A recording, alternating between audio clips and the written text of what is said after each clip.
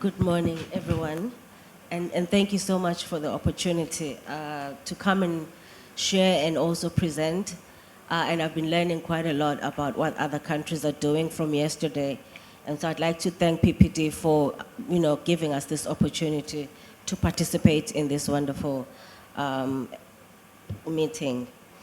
I'm going to be reflecting in my presentation on a number of issues in South Africa, particularly when it comes to data and innovation, and also reflecting on 4 key areas that I think are critical in this area. I've shared my presentation with the team. I'm hoping that it can be projected. Yes, so to start, I wanted to give a bit of background on South Africa, just a snapshot. We've just completed analysis of our recent census, and we have about 61 million people in South Africa. And in terms of demographic indicators, things may look a little bit good, but I'll talk about some of the areas that we're struggling with. Our TFR, which is average children per woman, is 2.3, which is very near replacement. In fact, if you account for mortality, it actually is at replacement. But also our infant and child mortality is 24 deaths per 1,000 live births. Life expectancy is quite not good. On average, in 2020, women can expect to live up to 68 years and men 62. I'm picking 2020 because it's before COVID in a way, so we've had a bit of a decline, but things have improved since then. As everyone probably know, we have very high levels of HIV and AIDS, about 13% of the population living with HIV, which then brings into question on the importance of data. I'm reflecting here, number 1, on the SDGs. That this is the South African report on how we were doing in the SDGs in 2023. And we see that the first thing is there are gaps in terms of data. About 33% of the SDGs did not have sufficient data for us to be able to report on. And these gaps exist, especially in some key indicators. For example, when you look at how we're doing with poverty levels over time, when you're looking at gender and development indicators, and also when you look at sustainability in cities and communities in South Africa. And this is the first concern I wanted to bring forth, that if we don't have data and we don't necessarily innovate on this, we're not going to be able to track progress across time.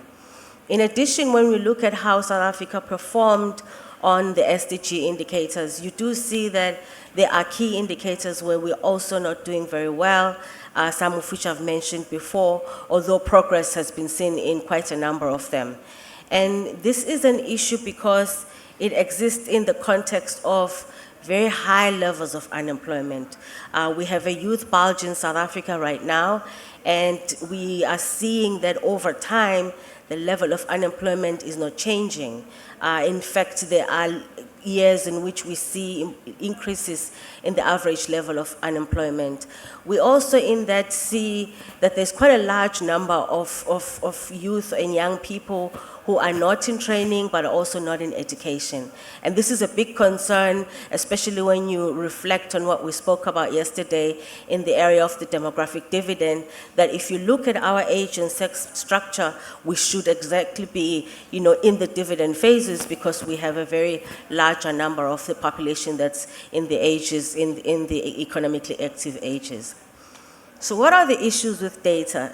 The first thing I would advocate for is that government should support a healthy data ecosystem. I am also in South Africa a chair of the Stats Council, which is the body that oversees production of official statistics in South Africa. And one of the key areas that we've been struggling with is provision of income and conducting an income and expenditure survey. The last survey was conducted in 2014, and there's evidence that because we were not able to conduct it subsequent to that, we were not able to provide information on multidisciplinary levels of poverty and the likes. And this is key in lobbying governments, lobbying political parties to be able to understand the importance of data during planning. We luckily now have conducted the IES in 2022.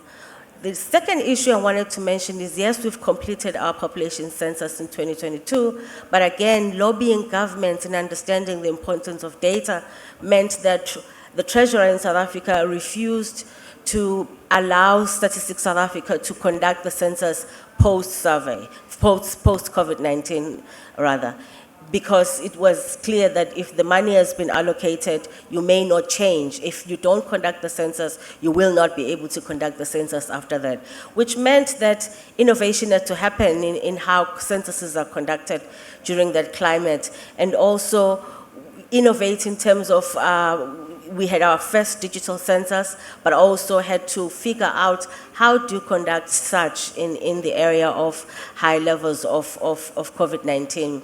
In addition, we also had a big issue that come with this, that our data collection spaces mirror what the population is going through. The population in South Africa and many other countries struggle with the ability to participate in civic engagements. You would see that in the number of people going to vote. You also see that in the number of people who are willing to be participating in censuses and surveys. As a result, there are high levels of undercount, high levels of instability in data, which is one of the issues that I think South-South and triangular cooperation could assist in sharing information on this for countries. The second issue I wanted to talk about when it comes to data and innovation is supporting a healthy data infrastructure in a country. So South Africa has established a South African research infrastructure roadmap, where the roadmap is trying to establish centers of research in South Africa. And within there are different areas in which this has started. In human and society, the South African government is supporting health and demographic surveillance systems, which I'll talk about in a bit, but also they are supporting establishment of infrastructure in the areas of earth and environment, materials and manufacturing, health and biology and food security, and also in energy. As you probably know, South Africa struggles with a lot of energy-related issues. Within the area of social statistics, South Africa has actually provided the establishment of health and demographic surveillance systems in urban settings. We already had 3 in rural settings, and they've established. And the health and demographic surveillance systems are funded fully by the Department of Training and Innovation in South Africa. And this is critical, and it will be good, again, for other countries with such to collaborate and talk about how are these systems and innovations being funded. But also, I'm directing one of the new health and demographic surveillance systems in South Africa, which is established in an urban setting. One of the key requirements for these HDSS sites is linkages with administrative data, which is a key aspect. So if we are indeed to understand how our population is living, but also how our population is receiving services and the gaps thereof, we need to integrate these services in various ways. The third part I wanted to talk about is the integration of social services. Like many countries, South Africa spent quite a large number of money in providing basic services such as health, education, and social development. You would see that the largest share of such goes to social development. In South Africa, we have a big child support grant, for example, where most children, around 70% of the children in South Africa, it's a means-tested cash transfer. And one of the gaps that had been identified is how this links to the positive trajectory for children up until adulthood. For example, the South African government has now come up with a system or establishing a system to integrate these services. For example, when a child is receiving a child support grant and goes to school, after school, such a child is likely to then receive a sponsorship from government to go to university and then enter the public sector. But there is no linkages. During that time, the child is also accessing feel-free health care. There are no linkages in these systems to track progress, to also track if there are gaps in how we are able to support children and also healthy children and also in education and training. So they are establishing this integration framework, which is one of the examples of to track progress over time. This is quite critical for data integration for an innovation for better planning. The last component I wanted to talk about is the integration of population dynamics into plans. I was very happy to listen to some of this work that was presented yesterday, and especially the work that was presented in Kenya. The South African government, in the form of the National Population Unit, has actually been quite instrumental in supporting training of government officials at different levels of governance in population and demographic indicators.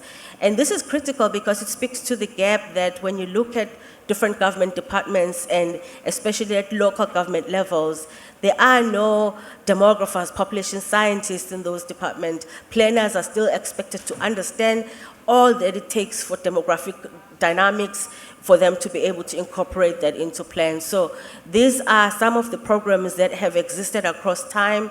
One that is specifically was funded by UNFPA, which deals with the integration of the demographic dividend into integrated development plans, has been discussed in Kenya yesterday, and integration of migration is a big issue into plans. Currently, we're establishing one on a very short course as well on the integration of other demographic indicators into key government plans. In this, to close, I think there are many opportunities. The first one has been explained by other panelists, sharing information and providing, how do we provide a conducive environment?